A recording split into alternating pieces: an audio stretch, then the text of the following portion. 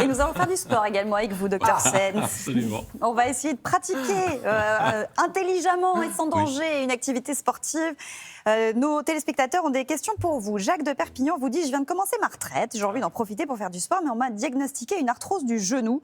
Quel sport me conseillez-vous ?» Et oui, l'arthrose du genou, c'est cette articulation qui est un petit peu usée, la cartilage qui souffre et l'os qui est en dessous. La chose, c'est que l'articulation ne supporte pas très bien les chocs, les impacts, les torsions. Ah oui. Et donc, évidemment, tous ces sports, il va falloir les éviter. Donc, la course, le jogging, le ski, les sports de balle, de ballon où il y a des torsions, ça, on évite. On va plutôt faire, en fait, des activités qui sont dans l'axe et qui ne sont pas trop natation, fortes. Docteur, ou pas? Natation, c'est parfait. En fait, c'est parfait, la natation. Pourquoi? Parce qu'on va faire bouger l'articulation, on va renforcer également les muscles qui sont autour. C'est le cas aussi en vélo. En faisant bouger cette articulation, on va lubrifier correctement l'articulation. Il y a du liquide à l'intérieur de l'articulation et ça, c'est important pour éviter l'inflammation. Ou alors la marche. Imaginons la marche. La marche, là, on voit la marche nordique avec des bâtons. Ça, c'est superbe parce qu'on soulage l'appui. En plus, on est obligé de se tenir droit. On fait marcher les bras et on ouvre la cage thoracique. Donc, c'est une très bonne activité. Donc, on fait plutôt quelque chose, effectivement, le vélo aussi, bien sûr. Et le vélo, oui, dont on a parlé tout à l'heure. Voilà, avec l'articulation qui bouge, on muscle. Et ça, c'est magnifique. Question de Gina qui habite à Pointe-à-Pitre. On a vu le staff de Djokovic lui préparer en cachette, dont une boisson mystérieuse pendant la finale de Bercy dimanche. Est-ce qu'on sait ce qu'il y a dedans? Est-ce que vous avez enquêté, Dr Sen? Ah oui, alors là, c'est quelque chose d'extraordinaire. Si on regarde la vidéo, on va voir effectivement qu'on voit en fait, l'équipe de Djokovic qui est en train de se cacher et puis d'essayer de... Voilà, on voit, vous voyez, tout à fait. Le clan est là, ils sont en train de mettre quelque chose qui est dans la gourde, mais alors on ne sait pas bien. Ils donnent la gourde et puis la gourde, elle est emmenée effectivement auprès de Djoko. Et là, évidemment, tout le monde les gens se posent des questions. Voilà, tout le monde se dit, puisqu'il se cache, il est en train de se doper. Il a mis quelque chose, il est en train de se doper. Alors bon, là, néanmoins, évidemment, comme toujours, sur les réseaux sociaux, on va toujours un petit peu vite.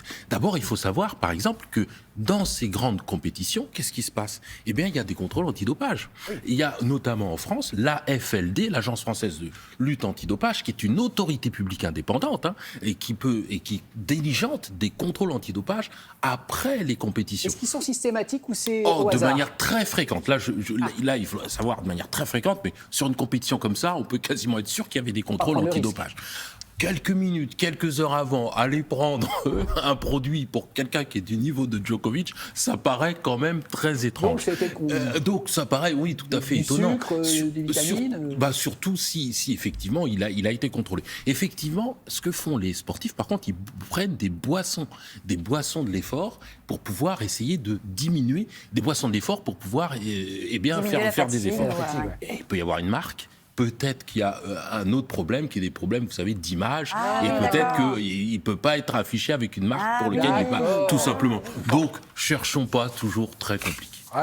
Et dernière petite question de Julie, est-ce qu'il faut vraiment éviter de faire un footing quand on annonce un pic de pollution et quels sont les risques par rapport aux autres jours? Et oui, si on a des problèmes cardiaques, pulmonaires, tout ça peut accentuer. On peut avoir des symptômes, de la toux, des sifflements, une gêne, des palpitations, des problèmes cardiaques. Donc ça, on évite. Ce qu'il faut, dans ces cas-là, les bons conseils, c'est d'essayer d'éviter les efforts, les activités sportives intenses pendant les pics de pollution. On ne va pas sur les axes routiers ou à leur abord. Et on évite l'après-midi parce que c'est là, généralement, que la pollution est le plus importante. Et puis, on reporte, si c'est possible, les activités qui demandent beaucoup d'efforts. On reste à la maison et on poète. Et on poète un maximum. Poète. Je reporte bien moi, je vous avoue, ça me passe complètement par-dessus. Le poète, la maison, je vous sens très envie de suivez Maya. On va s'inscrire avec Maya, on va tester pour vous. Merci, Dr Sen.